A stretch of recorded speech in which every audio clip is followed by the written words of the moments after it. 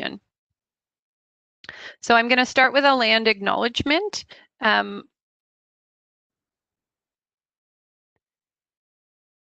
Sorry, I'm having a bit of a technical challenge here.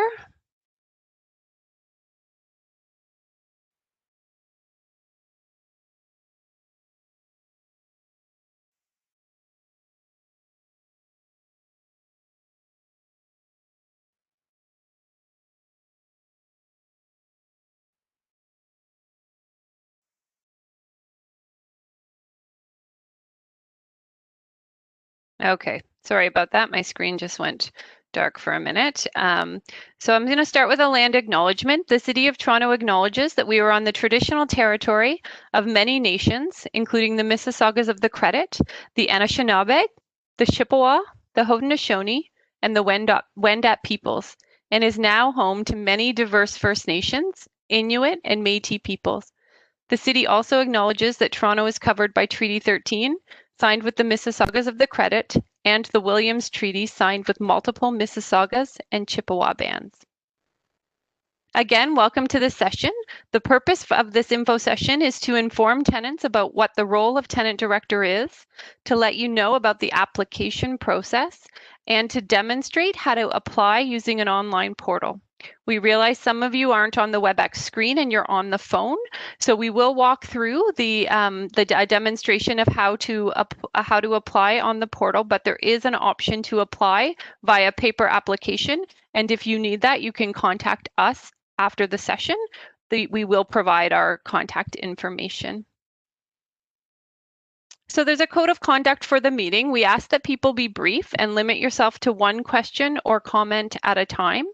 Be a good listener and keep an open mind. You will need to use the raise hand function of the WebEx program to ask questions. Whether you are on the phone or on the WebEx, you'll need to indicate that you want to make a comment or ask a question. And we will do a bit of a primer on how to go about doing that. And we ask everyone to be respectful. WebEx and accessibility. So for people who require an accessibility related accommodation to participate, we are asking that your adaptive technologies may work best with the telephone. Panelists will be describing the content on the slides during the presentation. Additionally, we will post it on our website after the presentation. The city has become aware of some accessibility limitations within WebEx, and we are working to address those. This whole WebEx info session and talking to tenants is new for all of us, so bear with us and we'll do the best we can to make sure you get the information that you need. To use the online Q&A, you'll click the ... more options button at the bottom of the video window and select Q&A. You can type your question in the box to the lower right hand of the screen and click send. Only staff will be able to see your questions. At the end of the presentation, we'll go to all of the questions and we'll have a staff person who will be moderating and directing the questions to the appropriate person. If you're on the phone, you can indicate that you want to ask a question by pressing *3 on your phone, and that will raise your hand. So the moderator will see that you've raised your hand and your name will be placed into a queue based on the order of who raised their hand first. The moderator will select and individually unmute participants with their hand raised icon by announcing the first few digits of their telephone number. So that's how you'll know it's your turn to ask a question. When you are selected and unmuted, you will hear 2 beeps, and this means you can ask the staff your question. Once you've asked your question, we ask that you put your hand down by repeating those steps. This is a public event that is being recorded, and we will post the recording on the city's website. So please do not share any personal information such as your address, your first and last name, or any other identifying information. If you want to discuss a private matter related to your tenancy, you can contact the TCHC Client Care Center at 416-981-5500. And we have some panelists here as well, and I'm realizing I forgot one, so I will add that. So as mentioned, I'm Jen St. Louis. I'm the manager of the Tenants First office at the city. We also have Emily Gauze, who's a project manager with the Tenants First office, Robin Cook, who works in public appointments, and Linda Jackson, who's a current TCHC board member. We also have Lindsay Vietz, who works at TCHC, and she will be available if there are specific questions about TCHC and the board. This is a city process, and so we will be focusing on the process from a city perspective. So now I'll get into the actual content of the information session. So here goes. So one question we've heard lots of is why is the process to select tenant directors changing? So why is the city appointments being used as opposed to the former process at TCHC? And really the thinking behind that is to align the public appointment of tenant directors with other public appointments of city boards and with the process to appoint public members on the TCHC board. We really want to clarify the role of the tenant director, that the tenant director is a public member of the TCHC board who brings with them the experience of being a current tenant, rather than a tenant representative on the board. We did realize through work with tenants that there was some misconception that the tenant director was different than the other directors. And, the difference is the experience that they bring, but they have the same role and responsibility as others. And we also want to bring a transparency in the process to select tenant directors. The city process is approved by council. Nominations need to go to a committee of council to be approved, and we want that to be on public record. There is some differences between the role of a tenant director and a tenant representative, and both Robin and I have been getting lots of calls from interested tenants, so we thought we would give this little overview. Tenant directors oversee the management of TCHC. They're a director on the board, and they have the added experience of being a tenant, but they also need other qualifications, and we'll talk about what those qualifications are later. The tenant rep in the TCHC system is focused more on local leadership and providing feedback to TCHC on the tenant perspective on specific issues. What is the TCHC Board of Directors? Toronto Community Housing is owned by the City of Toronto, and the City directs TCHC through the shareholder direction. The TCHC board governs TCHC in accordance with that shareholder direction, which is set by the city.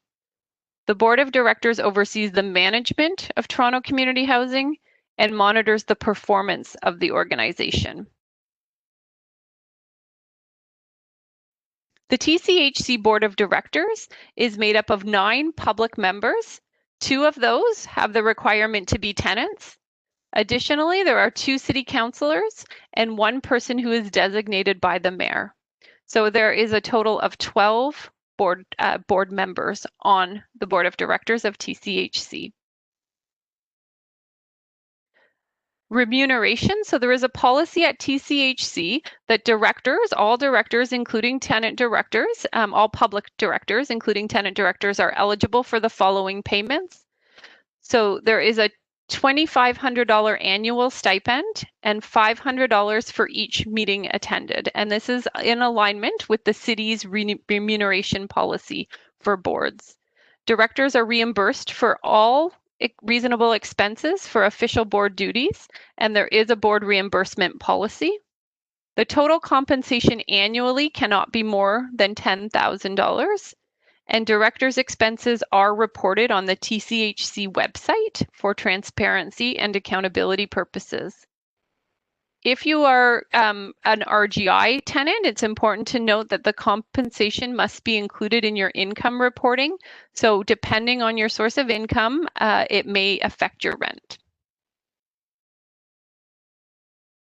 I'm going to pass it over now to Linda Jackson to talk about her experience as a director and her experience seeing tenant directors and what they do. Good evening, everyone. It's great to be here. As mentioned, my name is Linda, and I have been a director on the board for the last 4 years. Although I'm not a tenant director, I came to this role from my experience of living in Toronto community housing and wanting to give back. So I lived in Toronto community housing many years ago for about 10 years, and that experience stayed with me. And at this point in my life, I felt that I could contribute to the board, and I have been on the board for the last 4 years. And I wanted to talk a little bit about the tenant director role. I'm really pleased that the tenants are now actually directors in the same way that all of the other directors are members of the board. And I think that's really important to acknowledge right up front, that the tenant directors have the same status and the same importance. I would say actually even more importance than any of the other directors. And with that becomes a few things. So I just wanted to share for people that considering coming on the board, what to expect. So as I said, the tenant directors actually have, there's the same expectations and the same roles as any of the other directors. So you're one of 12 directors that basically provide the governance for Toronto community housing. And that means participating fully as a director on the board. You would be representing that tenant perspective, but you need to actually have a breadth of knowledge and curiosity about the organization, and I think bring that to each of the meetings. Typically, most of the directors attend approximately 1 meeting per month. So there's board meetings and there's subcommittee meetings, and it tends to be about one to 2 meetings a month, I would say. And what people need to do to attend those meetings is be prepared. So they tend to be long meetings. It tends to be about a half a day for the board meeting. We usually start about 8 o'clock in the morning and often go until noon. So it means a commitment of time that you would be able to clear that time, and that you would come prepared. Toronto Community Housing does everything possible to get as much of the information out to people ahead of time. And there's usually a package of about 100 pages that you need to review before the meeting to be able to actually come in ready to ask questions. Like I said, usually we have a week to 2 weeks to actually review the materials ahead of time. The tenant directors do bring a unique lens. You bring the lived experience of living currently in Toronto community housing, and that's really important in terms of that lens. I would like to say that all of the board members actually put the tenant in the center because you're the most important stakeholder. You live in these buildings, and we need to do well by the tenants, but the tenant directors have that particular lens of having that lived experience. Challenge sometimes is that people sometimes have expectations of you that can be challenging. You're not coming to actually advocate for a single issue. So if you have a single issue and you think, that's why I'm going to come on to the board, you might get frustrated because it's hard to actually bring those single issues forward. And you're not bringing the single issue of the neighbor beside you or even your building. However, that does inform your experience. So you can genuinely bring yourself to those meetings. And sometimes the issues that you're most passionate about are the issues that are most important for other tenant directors or other tenants as well. The other thing that's really important to being on any board is that there's certain matters that are confidential. So you are coming in and you're basically committing to keep some information confidential. That's usually information about human resources. Boards are actually responsible for the performance of the CEO and for sometimes sensitive human issues. There's certain information that requires confidentiality, and there are certain times when the media will come and ask us to reveal that information, and a good board director would know what is confidential and what isn't. And there's many things that are actually open to the public. In terms of the experiences, good boards have a variety of people. So all of the board members come with different skills besides being what they do every day. Often on a board, you have somebody that has financial experience, and you have somebody that has legal experience, somebody that has community experience. I'm a social worker by training, and I've been working in healthcare and community services for many years. And I bring that experience with me, and I try to actually do my best to actually inform my decisions based on some of my life experiences. So we all bring those with us. The things that actually help people, not everyone on this call is going to end up being a board director, a tenant director on this round. But my advice to you, interested in pursuing a position like this, is get involved in your buildings, get involved in civic action, attend the board meetings, read the materials that are on the website, get as informed as possible on things that are happening in the city that could inform Toronto Community housing in general. And those are the things that would probably help you to actually be a successful tenant director at some point. I'm going to leave it at that. I hope that I've given you a little bit of a flavor of what it's like to be a tenant director. I have enjoyed my experiences on the board tremendously. Sometimes it's challenging. There's been sensitive issues that come up, and but I think that people come to this work wanting the best, and wanting the best for the tenants in particular. So I'll leave it at that, and hopefully if there's some questions, I'll be able to answer them later on in the session. Thanks so much, Linda. That's great. I really appreciate it. So we will get back to our presentation. And as mentioned, for folks on the phone or on the WebEx, we will be doing a question and answer session at the end of the presentation. So I'm going to pass it over to Robin now to go through a few slides. Robin, are you able to do that? Oh, Jen, can you keep on sharing? Yep, I need to keep sharing the presentation and then pass it off to Robin at the demo. So if I can have my sharing capability back. Thank you. Okay, so I will just get back to this. Great. Here we go. Okay. Thanks very much, Jen, and hi, everyone. As Jen mentioned, I'm Robin, and I work in the Public Appointments Office with the City of Toronto. So our office does not only for Toronto Community Housing, but for all city boards and committees and tribunals. We kind of take care of the process of appointing public members to those boards. So one of them that I've worked on for a few years now is Toronto Community Housing. So I'm very happy to be here. So the first thing I'll talk about is the process for public appointments. So on the screen, there's just kind of 6 stages, and I'll go through each one. And the first stage starts with you submitting your application. And then someone from my office and other individuals that are on the panel, we read all the applications, and then from there we determine a short list of candidates that are going to come in for interviews. And the candidates are interviewed by a staff panel, and there's also tenant representation on that panel. And the panel makes recommendations to the corporation's nominating panel. The corporation's nominating panel is made up of 3 members of council.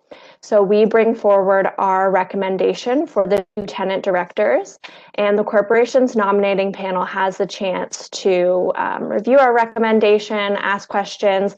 They could make changes if they wanted to, and then they are ultimately the ones making the recommendation to City Council. So at this stage, this is when the names and the biographies of the candidates that are being recommended would become publicly available, and then Council makes the final decision and appoints those members to the board. So eligibility to serve as a tenant director, you must be a resident of the City of Toronto. You must be at least 18 years old. You cannot be a spouse, partner, child, or parent of a member of Toronto City Council. You cannot be a city employee or an employee of a city agency or corporation. So this includes Toronto Community Housing. And you must be a tenant of TCHC for the tenant director positions. So Linda mentioned a little bit about qualifications, and these are the qualifications that were determined by council. And the idea is that the board collectively will represent all these qualifications. So as an individual, you don't need to feel that you have to check off every single one, but the board as a whole will represent the qualifications. And the qualifications include a knowledge of the field of social housing, housing advocacy or community development, land development, property management, business management, corporate governance, organizational development, labor relations, business law, and social services. So those are the qualifications that have been set out. And so I'm just going to talk about a couple tips for applying. So the first thing is that you want to review those qualifications that I just mentioned, and you want to think about the time commitment, and Linda talked a little bit about that. You want to make sure that this is the right fit for you. And so we have the Tenant Director profile on our website, which I'm going to demo a little bit later.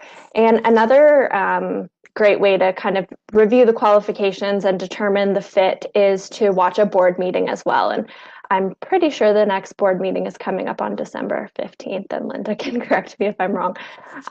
So that could be a great way. They're streamed on WebEx, so that's a good way to see what it would be like. And then when you're completing your application form, you want to make sure that you're demonstrating how your skills and qualifications, or your skills and experience, are meeting that qualification list. And we don't accept resumes or cover letters, so you want to make sure you include all this information in your application form. And the application has 4 main questions. It asks you about your interest in serving on the board. It asks you about your training and education background. It asks you about your employment experience and your community involvement and experience on other boards or committees. So just make sure you're covering everything that you think would be relevant. And then in terms of preparing for your interview, you really just want to prepare as you would for any interview. So anticipate questions that you think the panel might ask you, practice giving your responses out loud, and be sure to highlight those skills and qualifications that you put in your application. Talk about those again in your interview.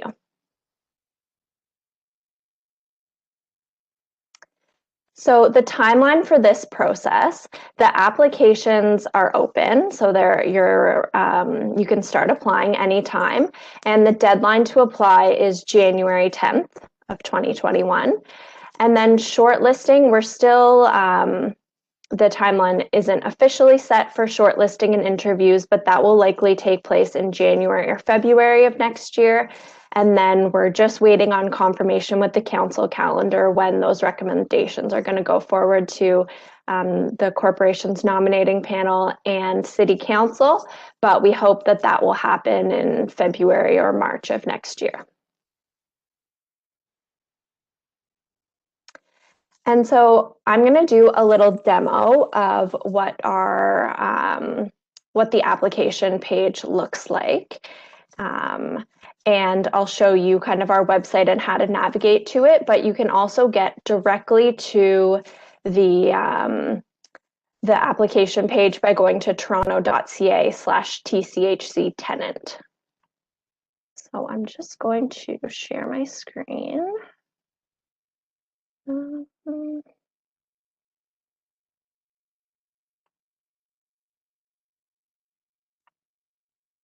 Okay, I think you should see the board profile page.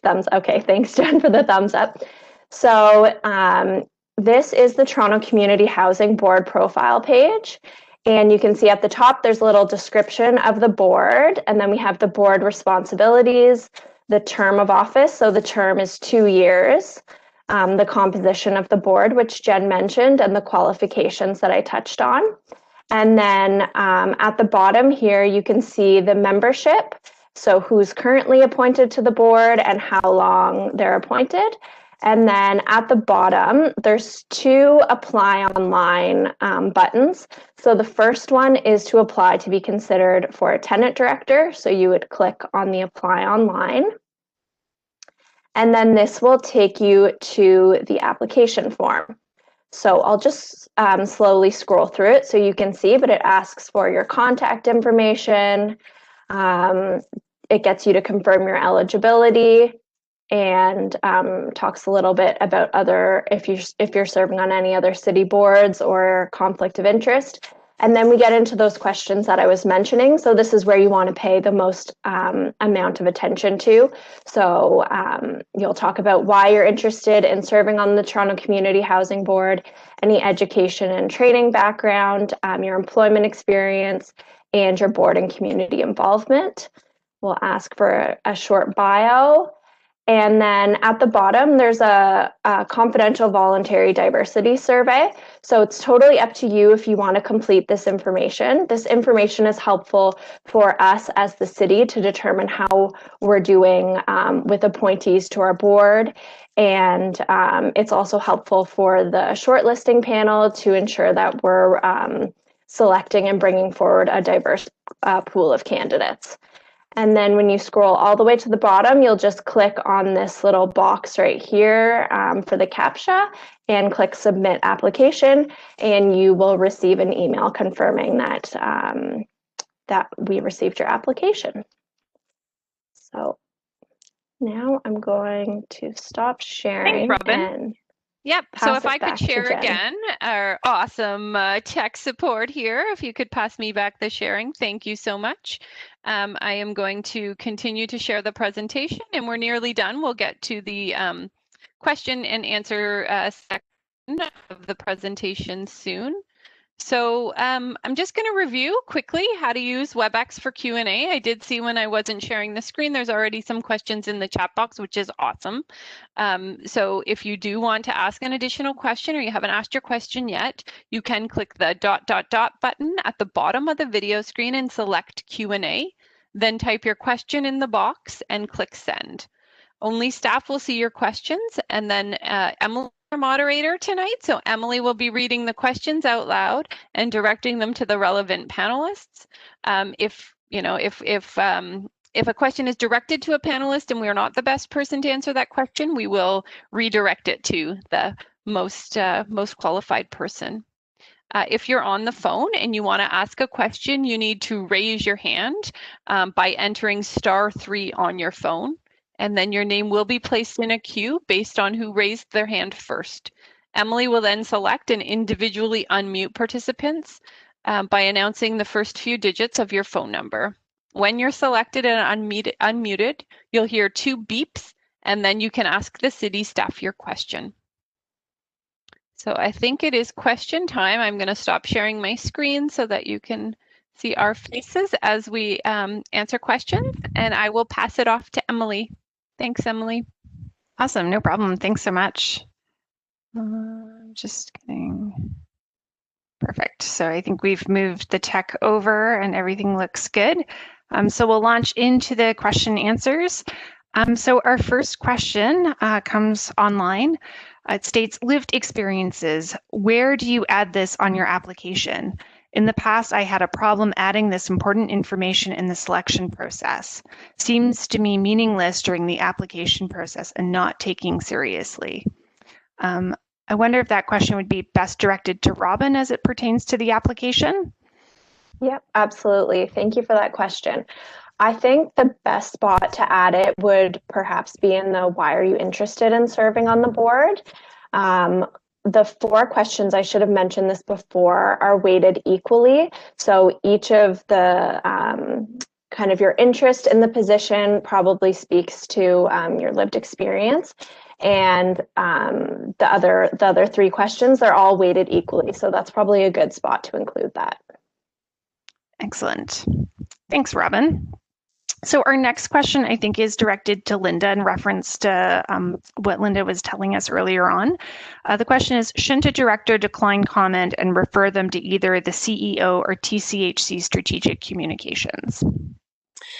If the media is that the question, Emily? Like if the media, yes, for sure. And one of the things that is very clear in the orientation is that if the media comes and speaks to anybody in a director, they should be actually referred to the communications person. So we don't actually speak for TCHC. Awesome. Thanks so much, Linda. But you will be asked. So that's why I raised it. Excellent. Excellent. So our next question also comes to us from online. It is, will December 15th, so I think this is in reference to the board meeting, be in person for attendance or all online? So Linda, as our current board member, over to you. Yeah, and I should have mentioned, we're in unusual times, and I'm sorry that it won't be in person, but I totally understand that now is not the time to come together. We're larger than what is allowed in Toronto right now, and it's actually very difficult to have an effective meeting with everyone in masks. So it will be online, and I imagine from working in healthcare that it probably will be online for the next couple of months. And if anyone is coming onto the board, I'm sure that TCHC and the city will do everything possible to enable to remove any barriers that might come from somebody actually being challenged to come online. Is that any, Lindsay, do you want to add anything? No, you captured everything, Linda. Yeah, particularly it's good to add around addressing any barriers that anybody might have in terms of accessing online meetings from a technology perspective.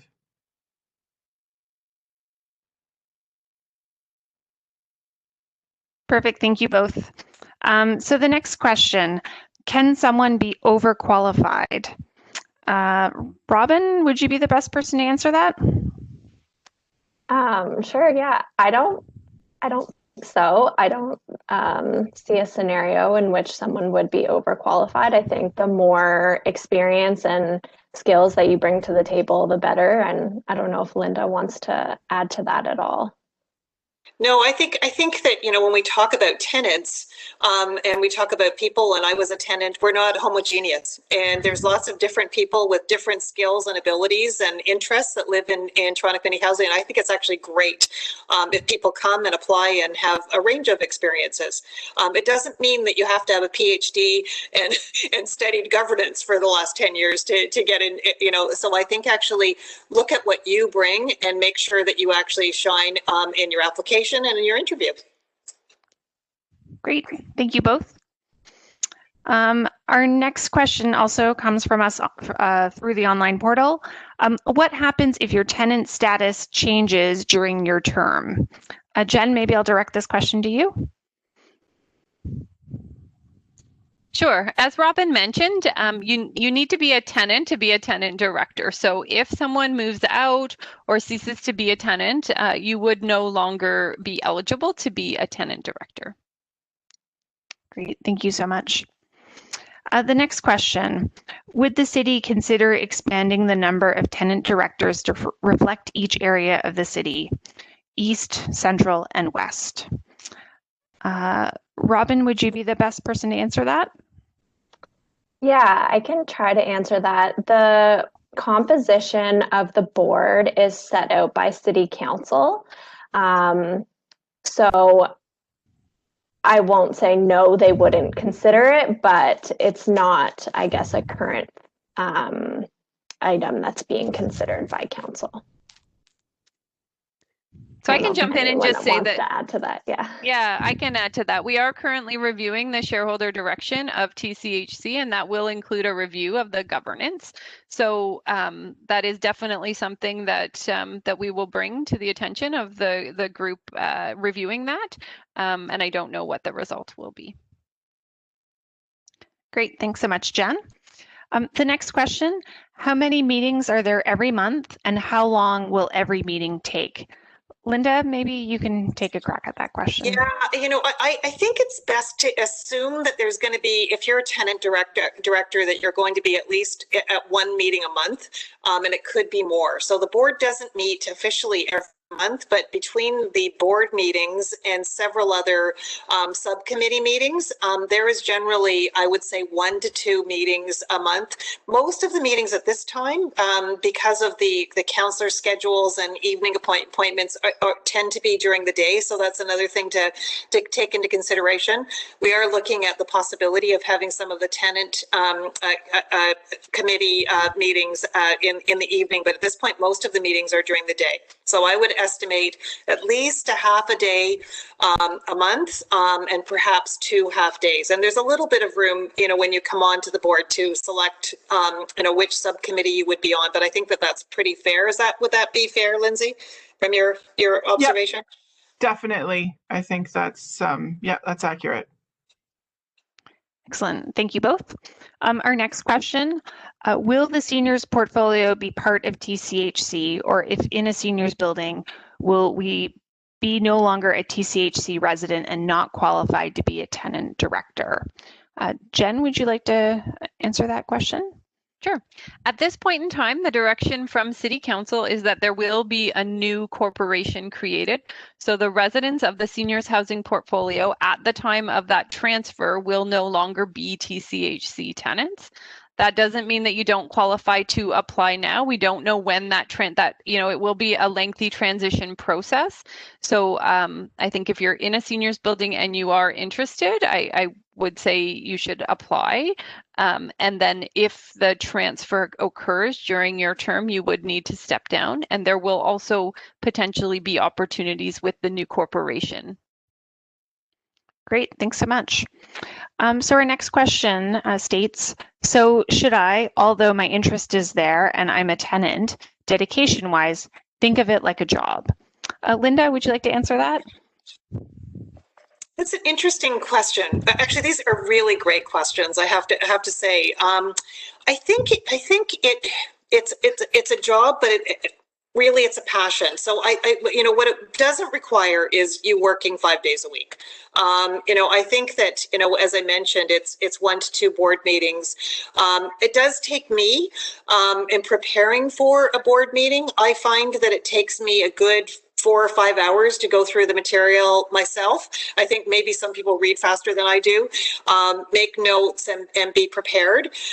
So I think it might feel more like a part-time job, but I think the dedication and the passion for me does feel like something I really want to do. And, I think a lot of people do board work because they actually have a passion for making a difference and kind of see it as a slightly different level of engagement than giving back to an organization. So I'm not sure if that quite answers your question. That's kind of how I see it. Perfect. Thanks so much. Next question. I currently can't participate on the board at this time, but would like to apply in the future. How do we find out about future opportunities? Robin? Yeah, so we sent around in partnership with TCHC, we put some posters up in buildings and sent around some information in the newsletter. So for future recruitments, we would do that again. And you can also always check back to the public appointments website. And we do have an e-newsletter list that you could subscribe to. And that would inform you about other opportunities to serve on other city boards and committees as well, if that would be of interest. And the website that you'll want to go to is toronto.ca/serveyourcity, and you can find that information there. Excellent. Thank you. Our next question. Is there a minimum of the amount of requirements an applicant should have pertaining to previous experience and so? Robin, would you like to answer that question? Sure. Yeah. So I think that's speaking to like how many of the qualifications should you have. I don't think that there's a minimum. I think just when you're submitting your application, speak to how your skills and qualifications make you a great candidate, and which of those qualifications you feel you meet based on your experience. Excellent, thank you. Our next question, again, comes to us through the online portal. What are things that might help or hinder an applicant? Robin, would you like to answer that question? Sure. I think things that will help your application are, as we kind of talked about, make sure you tie back how your skills and qualifications, or how your skills and experience meet those qualifications, and proofread your application and just take time when you're filling out the questions and make sure that you're not forgetting to include something that might be helpful for the panel to know about you when they're considering who to bring in for an interview.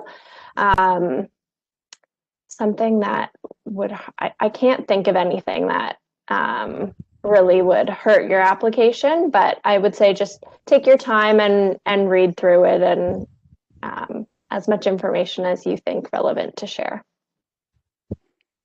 Excellent. Thanks, Robin. Our next question is, would there be alternate members if a member quits due to health, etc., to maintain tenants' representation? This is a gap that I brought to the attention of the city ombudsman in the past. We had tenant directors missing meetings for months. Robin, would you like to answer the question? Sure. So we don't have alternate appointments to boards any longer. If a tenant has to resign or is unable to continue, then we would conduct another recruitment process similar to this and appoint a new tenant director. So there's no alternates at this time. Excellent. Thanks, Robin. I think the next question is also for you.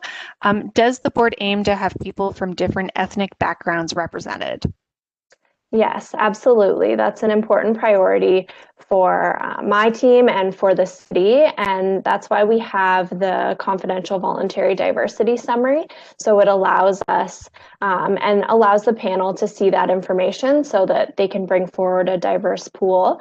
And if anyone is interested, we do have on our website, we share a high-level overview of all the diversity statistics from who applies to who's interviewed to who's appointed to boards, and it's compared against the demographics of the City of Toronto. So ultimately our goal would be to have the members appointed to boards and committees be reflective of the diversity of Toronto. Great, thanks, Robin. We have some work to do, I'll say. Our next question. If I'm working, being on the board will be a priority, and will meetings be pre-announced so I can schedule them around another job? Linda, could you answer that question? Sure. You know, by and large, the meetings are scheduled ahead of time, and you can generally work around it. I have to say that sometimes things do come up, and I do work full time, and I've had to actually work around my schedule. But what has helped is that most of the preset committees do actually have meetings that are arranged. And I would recommend that if you're working full time, that you make sure that you think that you can actually take the time, because it does add up actually over time, and it's good to prepare. I certainly had to do that, and I schedule time off of work, and that's where actually it is kind of a passion. I take vacation time to actually attend the meetings. Great, thanks, Linda. Our next question online states, how soon? I'm not sure what this is in reference to, so if that individual wants to resend a more fulsome question to us, we can put that to the panel. Our next question states, can we discuss the Community Housing Act, or is that more of a legal directive? I'm not sure I understand what that question is getting at. Linda, do you, as a board member, do changes to legislation come up as topics at the board? Not particularly. I think that would be more the shareholder agreement. Jen, do you want to comment? Yeah, I don't actually know. Yeah, generally speaking, I don't think that it would come up. I mean, there may be operational changes that have to happen because there's changes in legislation. Like, for example, you know, the change to how rent geared to income housing is calculated. And so the TCH board would probably be given information about that and how it might impact either the finances or various tenant situations. But generally speaking, I think the legislation is not a big priority. Yeah. It's more around operations. I would also add that we have had cases in the past where the board has wanted to advocate for certain legislative directives to be changed or taken a look at, particularly at the provincial level. And the way that that happens is the board makes a request to City Council that the city advocate on TCHC's behalf to the province. So that's sort of how that flows. And that has happened in the past where there might be something that we would be interested in saying, hey, city, can you raise this with the province through those intergovernmental channels? So, yeah. And I think, yeah, it's probably Housing Services Act, I think is probably the question, which is the legislation that governs social housing in the province and TCHC specifically. Great, thanks so much. So our next question states, thank you to all the panelists who have taken this time to share this opportunity. My question is in regards to tenancy applicability. Although I am currently a tenant, my family and I are living within a scattered unit. Does this hinder my eligibility? Jen, would you like to answer that question? Sure, it doesn't currently hinder your eligibility. So if you are a current tenant, you are eligible, but it is, important information to have that if you cease to be a tenant of TCHC, either because you move out or there's a transfer of your property to another housing provider, you would need to resign from the board. So similar to the question about the seniors housing portfolio, at this point, we don't know exactly when those transfers would happen and I really wouldn't want to discourage someone from applying who wants that experience and could bring, experience to the TCH board in the meantime. Great. Thanks so much, Jen.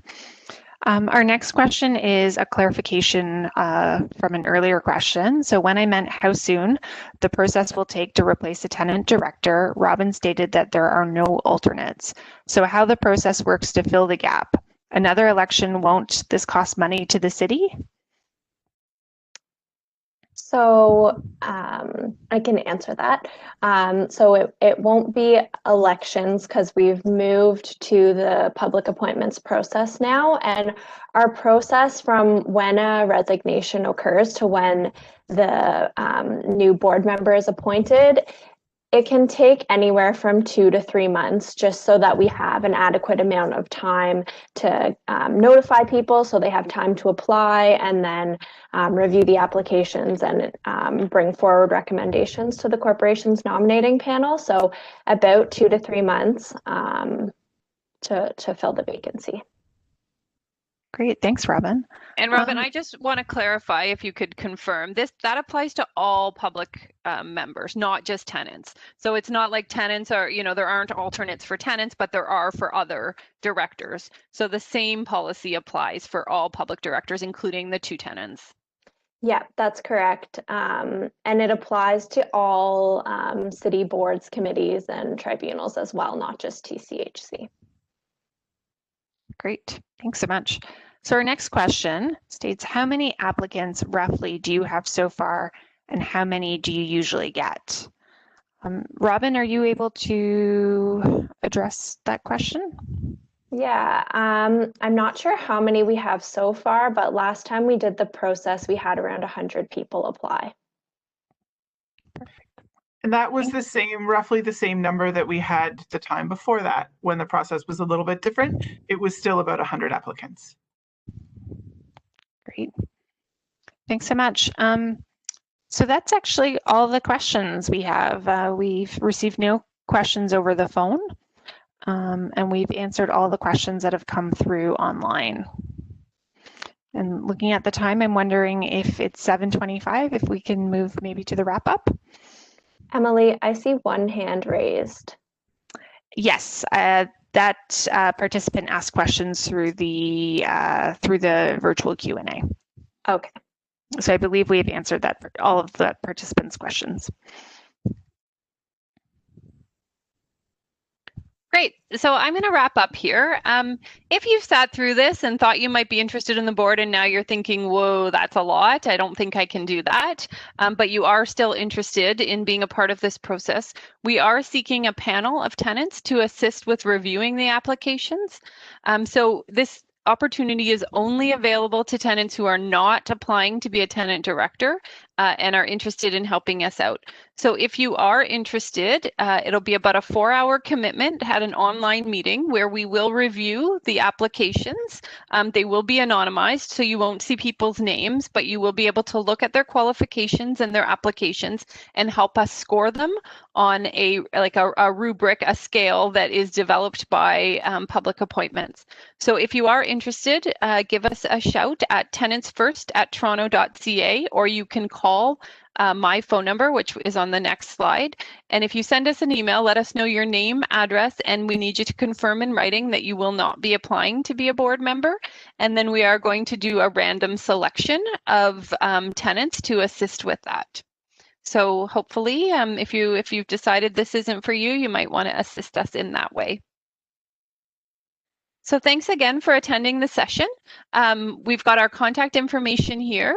You can contact Emily and I at tenantsfirst@toronto.ca. Our phone number for Emily is 416-392-9627. You can reach me at 416-392-6177. If you want to contact Public Appointments by email, it's appoint, APPOINT, @toronto.ca, or you can call 416-397-0088. Again, that's 416-397-0088. Thanks very much for attending, and have a great evening. Stay safe. Take care, everyone.